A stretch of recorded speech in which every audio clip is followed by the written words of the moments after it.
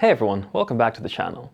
Recently I've been thinking that over the past few years we've seen a huge surge in the use of amp sims, and more people, such as myself, are starting to use amp simulations live as well. And of course the quality of the amp sim is heavily tied to the quality of the impulse response, or the simulation of the power section of the amp plus the cabinet, the speaker, and a microphone. Now, it's quite common to find a comparison between a real rig and a digitally simulated one, or even a real amp and a digitally simulated one, but your overall sound vastly depends on the IR, or the cabinet and microphone section.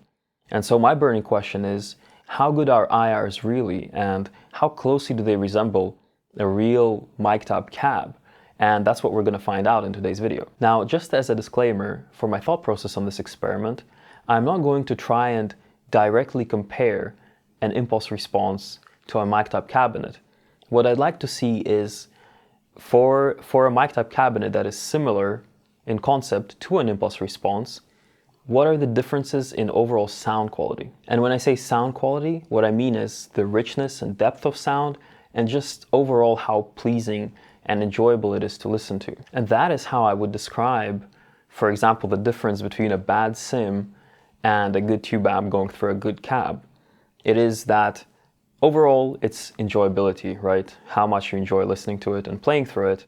But in one concept, to me, it's like a bad sim sounds kind of like taking one small aspect of the huge depth of sound that an amp produces and kind of zooming into it and trying to say like, oh yeah, that's that sound, but it's more like just one tiny element of that sound. And when listening to an amp going through a cab, you get a huge depth and richness of sound. That's how I always feel about it. So in that context, to me, how good an impulse response is basically trying to answer that question. Does it create a rich, deep sound that is very enjoyable to listen to? And if not, because that is asking a bit too much, how close does it come? So with that out of the way, let's take a look at the setup for this experiment. And as any experiment that I would do, I've got some control. First of all, I started by recording some DI tracks on my guitar for a couple of riffs into Reaper. And what I have here is a ReAmp box. And the ReAmp box is going into my Victory Kraken. Well, it's going actually, if you can see it here, an Ibanez Tube Screamer, and then into my Victory Kraken. And I've got some EQ set up over here that is kept constant. One thing you'll notice is that the master volume is kind of about 11 o'clock or so, almost 12 o'clock, which means I'm pushing the power tubes pretty hard. And the other thing I have here is a Bugera PS1 power soak, an attenuator, because obviously I cannot play this amp out loud, that loud here. I'm in an apartment. So I want to push the power tubes to get some saturation and play it pretty loud to get the speaker moving, but I am attenuating quite a bit so that it's not too loud for my neighbors. Now out of the amp it goes into the power soak, and then out of there it goes into my Victory 1x12 cabinet. And yes, I only have a 1x12, unfortunately. From there we've got an SM57. It's positioned somewhere around the rim of the dust cap. I haven't, tried to tweak it too much. It's not about getting the perfect sound. It's about getting a good sound, a representative sound of what this would sound like. And then that SM57 goes into my Scarlett 6i6 audio interface. And that's pretty much the end of the signal for the amp plus cabinet combo. Now, on the other side of the coin, to replace the cabinet and mic with the IR, I've got a TRS cable going out of my Victory Kraken's FX send and also into my Scarlett 6i6. So the point here is that I'm keeping everything constant. The amp is the amp. I'm not running it through an amp sim and then IR. I'm running the real preamp through the same Ibanez Tube Screamer with the same EQ. I'm running that preamp sound in one instance through this cabinet and SM57, and for the other instance I'm going to run it through an impulse response. So now I'm just going to reamp my DIs and I'll see you at the computer. Okay, so here we are all done with the reamping. Let me just quickly go over what I've done. So I've got a couple of DI tracks here, a rhythm and a lead, but we'll just start with the rhythm for now. If you notice the rhythm DI track, it is pretty thick. In fact, this is a bit too hot of a tone, using too much of my preamp basically. But we're not out here to get like the best, cleanest recording, the best quality recording. The point of this is just to see the difference in depth of sound and quality of sound between an impulse response and a cabinet. So for that reason, I didn't go out of my way to try and get the best possible sound, to double track guitars, to apply EQ curves, etc. Now, other than the DIs, I of course have a drum and a bass track. The bass is your typical clean bass and distorted bass tracks. The drums are going through Superior Drummer 3, in case you're wondering. And then we've got these 3 tracks here, which is the ReAmp recordings of the DI tracks. As you can see, the first one's through the cab, second one's going through one IR, and the third one's going through a second IR. The reason I did 2 IRs is, in the first one, if you have a look, I used this free impulse response loader, and it came bundled up with a bunch of IRs built into it. And it just didn't sound too great, so I thought, you know what, I'll try a trusty IR, which is Ola's IR, if anyone's interested. And that's what I'm doing here. So what I actually did is I loaded up Neural DSP's Gojira, Archetype Gojira, and I've disabled everything, including the amp and the EQ, and everything except the cab section where I loaded Ola's IR, which is an SM57 IR. This is actually through a Mesa Boogie 4x12. And the free IR loader, as you can see, the IR I'm using is a 4x12 with V30s and an SM57 center. Now, obviously, the cabinet I recorded is not a 4x12, and there's going to be massive differences in the cabinets and the positions of the mics and all that jazz. Okay, this is a 4x12. I've got a 1x12, but at least I'm using an SM57. The mic is the same in all cases. Celestion V30s in 2 of the cases. I'm not sure what the Mesa Boogie cab has that Ola mic'd up. So I've also got here a few lead twiddly fiddlies for us to include later on. But for now, I think let's get to the main meat and potatoes, which is the rhythm tone. Again, it's just centered, not dual tracked. And first I'm gonna just play the 3 reamped sounds for you. First of all, let's listen through the reamped sound through the real cabinet and the real mic.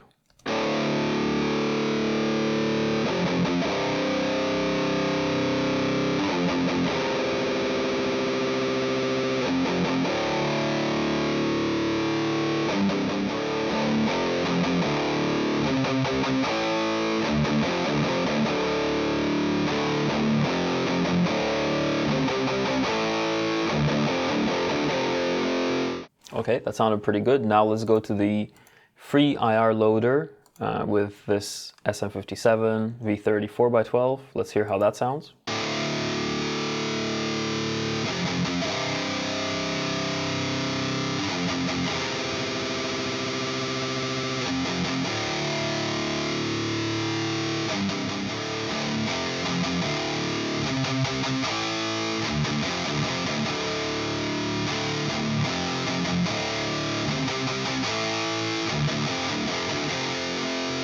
Okay, so I would say, first of all, a lot brighter.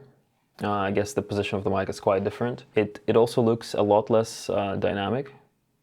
Well, not a lot less dynamic, but I can see some more sharp peaks in the real cab sound. Not super dramatic, but it's there. So because this doesn't sound incredibly good to me, I thought, again, I'd go with a third IR. This is an IR that I trust quite a bit from Ola England. And let's hear what that sounds like.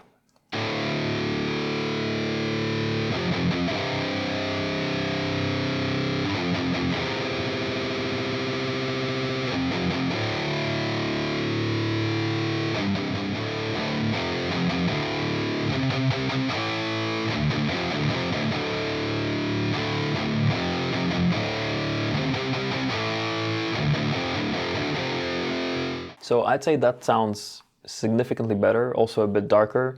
kind of like the my own cab recording. And this, to me, feels more like something I would enjoy listening to. You know, I still don't think, let's listen to them again one after another in quicker succession. Obviously, the fact that we have to do this is testament to how good digital sims are nowadays.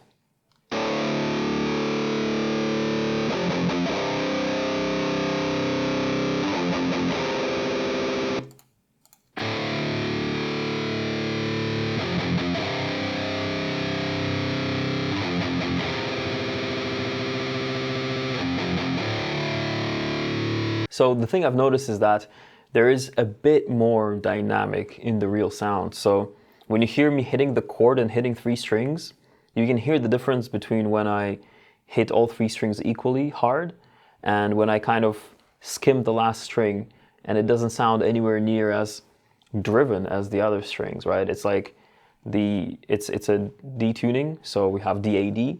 So the higher D sounds like it has a lot less gain because I hit it a lot less hard.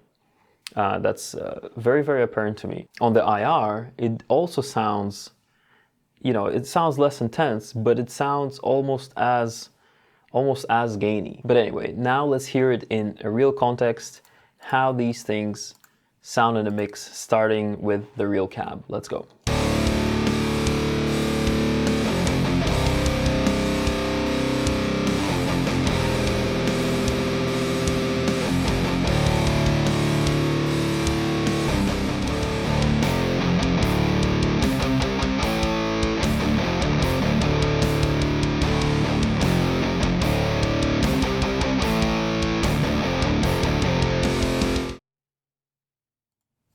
And now the first IR.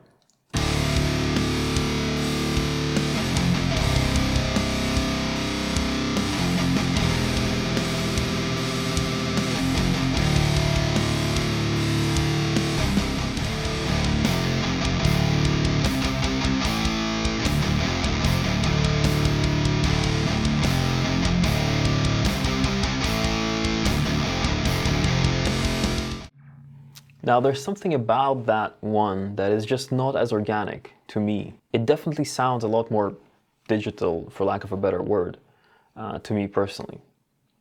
Not that it sounds bad, it still sounds really good. It's just that I feel like I would be able to recognize that this isn't a real cab if I heard it, even in the mix. Although obviously the guitar here is turned up quite loud, and another thing that I haven't really bothered to do is properly mix this stuff, right? Because I'm a real potato when it comes to audio production. But anyway, let's hear Ola's IR in the mix.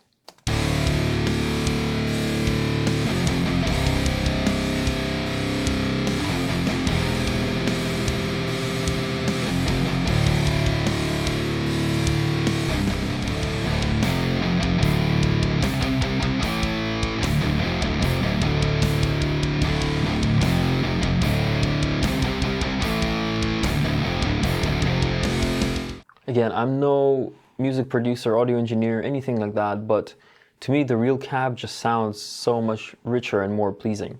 The other two sound good too, especially Ola's IR, but to me, and I'm surprised myself, really. I expected that, you know, given today's level of digital simulations and the fact that I am running through a real amp. Now I know the amp is you know, a small proportion of what defines your sound compared to the cabinet and the mic and the speaker and everything else. But I still thought that it would be a lot closer than this, because a lot of the things that I hear, a lot of the sims and things done with sims actually sound really, really good. And you'd think that, well, we're getting, you know, in an IR, we're getting the response of the cab and the microphone, and maybe, at least to me, it doesn't seem like an exact simulation, because it's not like we're trying to simulate what the speaker is doing and what the mic is doing.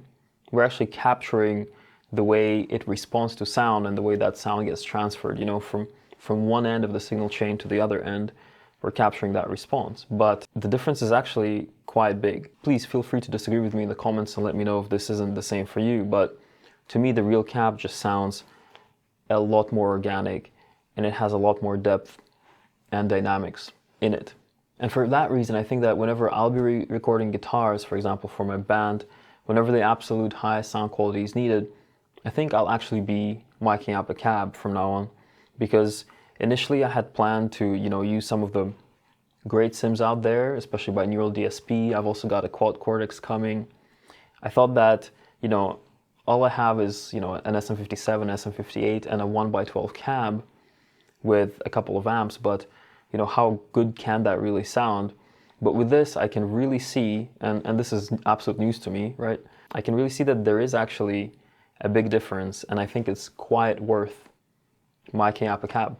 I think it's definitely worth it, and I really wasn't convinced until now. But anyway, before I go, I'm just gonna leave you with the mixes with the lead parts mixed in, also playing, just for those of you who'd be interested and don't want to bore the rest of you. But anyway, if you enjoyed this video, please consider subscribing, leave it a like, and I'll see you in the next one.